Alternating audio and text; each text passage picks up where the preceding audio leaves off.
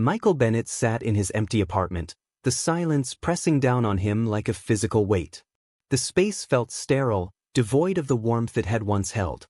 Just months ago, he had a family, a wife who smiled at him over breakfast, a daughter who ran to him with open arms when he came home from work.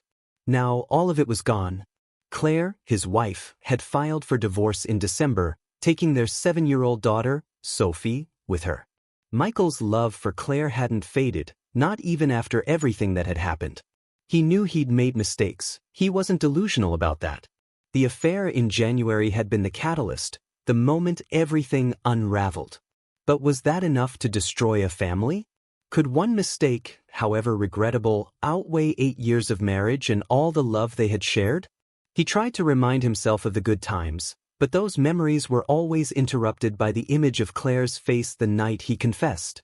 It wasn't anger that had hurt him the most, it was the cold finality in her eyes, the way she looked at him as though he were a stranger. "You betrayed me, Michael," she had said. Her voice was calm but distant, like she had already made up her mind. "I can't live with someone I don't trust. And I can't teach Sophie that it's okay to stay in a relationship where you're disrespected." He had begged, pleaded, and promised to change. But Claire was resolute. "This isn't just about the affair," she told him. "It's about how selfish you've been, how everything always has to revolve around you. I've been unhappy for years, Michael." The affair was just the final straw. Those words haunted him. He didn't understand. Hadn't he always worked hard to provide for them? Hadn't he respected Claire as his partner, his equal? He had never hit her, never drank excessively, never abandoned his responsibilities. Sure, he had made mistakes. What man hadn't? But wasn't forgiveness supposed to be part of marriage? Now, months after the divorce, Michael was left grappling with the void Claire and Sophie had left behind. He couldn't stop thinking about what to do next. Should he fight to win them back? Or should he accept the finality of their split and try to start over? Unable to sit still, Michael decided to visit his old neighborhood, the one where he and Claire had built their life together. He parked a few houses away from their former home, not wanting to seem like a stalker. From the street, he could see the house he had once shared with Claire and Sophie. The sight of it brought a pang of nostalgia, and something darker, something bitter. It wasn't the house itself that bothered him.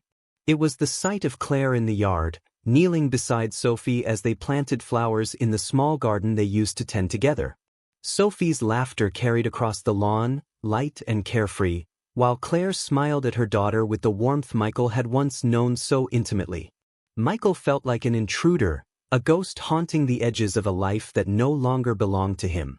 His daughter didn't even glance at the street where his car sat parked. For the first time, it truly hit him. He had become an outsider in his own family. Before he could sink further into his thoughts, he saw another figure step into view, a man. He was tall, with an easy smile and a confident stride. He walked up to Claire and said something that made her laugh.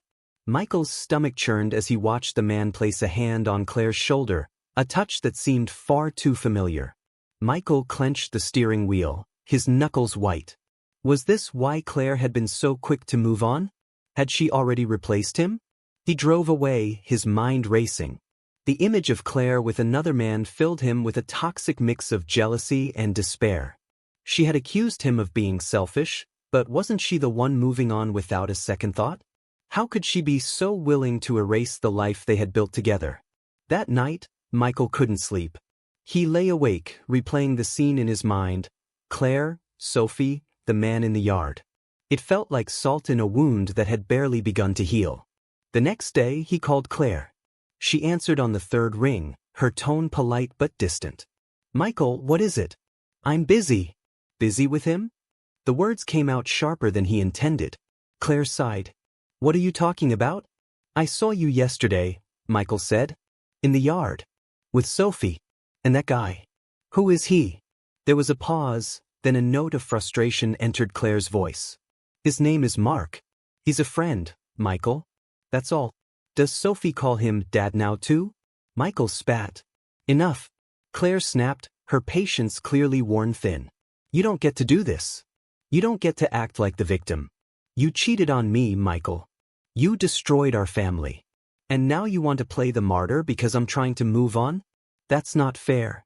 Michael was silent, her words hitting him like a slap to the face. He had wanted to blame her, to make her feel guilty, but deep down he knew she was right. He had been the one to betray her trust. He had been the one to put his own desires above their marriage. But knowing he was in the wrong didn't make it any easier to accept. I just want to see Sophie more, he said finally, his voice quiet. You can, Claire replied, her tone softening. She's your daughter, Michael. But if you want to be part of her life, you need to focus on being a good father. Not on what I'm doing or who I'm spending time with. Michael took Claire's words to heart. For the first time, he began to reflect on the ways his actions had impacted not just his marriage, but his family as a whole. He realized that he had been so focused on his own pain, his loneliness, his feelings of betrayal, that he hadn't considered how Sophie was processing the divorce. Determined to be better, Michael began making an effort to reconnect with his daughter. He started by asking Claire for more visitation time, and to his surprise, she agreed. The first few visits were awkward. Sophie was distant at first, unsure of how to interact with him. But Michael was patient. He took her to the park, helped her with her homework, and listened when she talked about her favorite books and TV shows. Slowly but surely, they began to rebuild their bond. One afternoon, as they sat on a bench eating ice cream, Sophie turned to him and said, "I miss when we all lived together." Michael felt a lump form in his throat. "I miss it too," he admitted. "But you know that I'll always be here for you, right? No matter what?"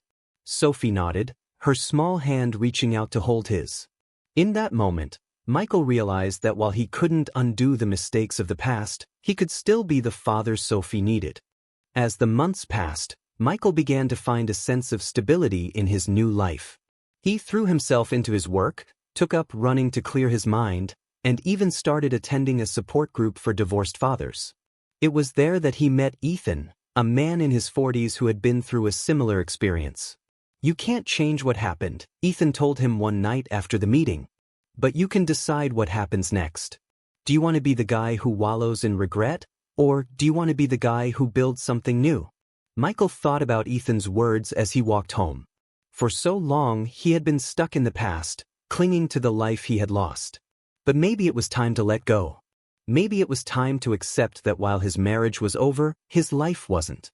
One evening, as he was picking Sophie up from Claire's house, Claire stopped him at the door.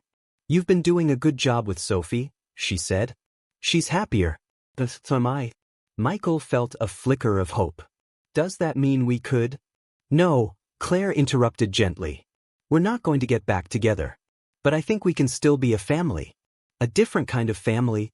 Michael nodded, a bittersweet smile on his face. It wasn't the answer he had hoped for, but it was something. And for the first time in a long time, he felt like he was on the right path. As he drove away with Sophie in the back seat, laughing at one of her jokes, Michael realized that starting over didn't mean erasing the past. It meant learning from it, growing from it, and building a future worth living for. And in that moment, he knew he was ready to move forward. Life was finally beginning to settle into a rhythm for Michael. He had learned to let go of the anger he had harbored toward Claire, and his relationship with Sophie was flourishing. They spent weekends at the zoo, baking cookies, and watching movies, simple moments that reminded him what really mattered. But just when Michael thought he had moved past the storm, a phone call pulled him back into the chaos. It was Claire. "Michael," she said, her voice unusually shaky. "I need to talk to you. It's about Sophie." His heart clenched. "Is she okay?" "What's wrong?" "She's fine," Claire said quickly. "It's not about her health. It's just, can you come over? I think it's better if we talk in person." Michael agreed, his mind racing as he drove to her house. When he arrived, Claire was waiting for him in the living room. She looked nervous, her hands fidgeting with the hem of her sweater. "What's going on?" Michael asked, sitting down across from her. Claire took a deep breath. "Sophie's been asking questions about the divorce. She wants to know why we aren't together anymore." Michael felt a pang of guilt. He had always known this conversation would come, but he hadn't expected it so soon. "What did you tell her?" he asked. "I told her it was complicated," Claire said. "But she's smart, Michael. She knows there's more to it. I think it's time we're honest with her. Together. Michael nodded slowly. But let's do it. But as he drove home that night, a sense of dread settled over him. How much should they tell Sophie? Should she know about the affair? Or would that only hurt her more? A week later, Michael and Claire sat Sophie down for the conversation. They were careful with their words, explaining that while they both loved her deeply, they had grown apart as a couple. But why? Sophie asked, her big blue eyes brimming with confusion. Why can't you just fix it? Michael's throat tightened. He glanced at Claire, who gave him a subtle nod. Because I made a mistake, he admitted. I hurt your mom, and some things are hard to fix, even when you really want to. Sophie frowned, her little hands gripping the edge of her chair. But you still love each other, right? Michael hesitated. I'll always care about your mom, he said carefully. But sometimes, love isn't enough to make things work. Sophie didn't say anything for a long time. Then quietly she asked, Is it my fault? No, Claire said immediately, pulling Sophie into her arms. It's not your fault, sweetheart. None of this is your fault. Michael joined them, placing a hand on Sophie's back. We both love you so much, he said. That's never going to change. The conversation was painful, but Michael felt a sense of relief afterward. For the first time, they were facing the truth as a family. No more hiding, no more pretending. As Michael continued to rebuild his life, an unexpected opportunity came his way. His boss at work, Angela, approached him with a proposition. Michael, she said one afternoon, we're opening a new branch in Seattle, and I think you'd be perfect to head it up. Michael was stunned. The promotion would mean a significant pay raise and a chance to start fresh in a new city. But it would also mean leaving Sophie behind, or uprooting her life entirely. Can I think about it? He asked. Angela smiled. Of course. But I'll need an answer by the end of the month. That night, Michael wrestled with the decision. Moving to Seattle could be the fresh start he desperately needed, but how could he leave Sophie? And even if Claire agreed to let Sophie come with him, would it be fair to take her away from her mother? The thought of being so far from Sophie made Michael's chest ache, but a part of him wondered if this was his chance to finally move forward. Michael decided to talk to Claire about the job offer. He wasn't sure how she'd react, but he knew he couldn't make the decision without her input. When he explained the situation, Claire's expression was unreadable. So, what are you saying? She asked. Are you thinking about leaving? I don't know, Michael admitted. I need to figure out what's best for everyone. For me, for Sophie, for you. Claire was quiet for a moment. Then she said, You've been doing a good job with Sophie. I don't want to stand in the way of that. But I also don't want her to feel like she's being pulled in two directions. Michael nodded. I get that. What if I split my time? If I take the job, I could fly back every weekend. I wouldn't be here all the time, but I'd still be a part of her life. Claire looked thoughtful. It's not ideal, she said. But it could work. If that's what you want. Michael felt a wave of relief. It wasn't a perfect solution, but it was a compromise. One that would allow him to pursue a new opportunity without losing his connection to Sophie. In the months that followed, Michael adjusted to his new life. He took the job in Seattle, flying back to spend weekends with Sophie. It was a challenging arrangement, but it worked, for the most part. Sophie missed him during the week, but she loved their weekends together. They made the most of their time, filling it with trips to the park, movie nights, and long talks about her favorite books. Claire, too, began to find a sense of peace. With Michael in a new city, their co-parenting dynamic improved. They communicated better, focusing on Sophie's needs instead of rehashing old arguments. For Michael, the move to Seattle wasn't just about a new job, it was about starting over. He joined a gym, made new friends, and even started dating again. It wasn't easy, but he was learning to let go of the past and embrace the possibilities of the future. One evening, as he sat in his Seattle apartment, Michael received a text from Sophie. Miss you, Dad. Can't wait to see you this weekend. Michael smiled, his heart swelling with love.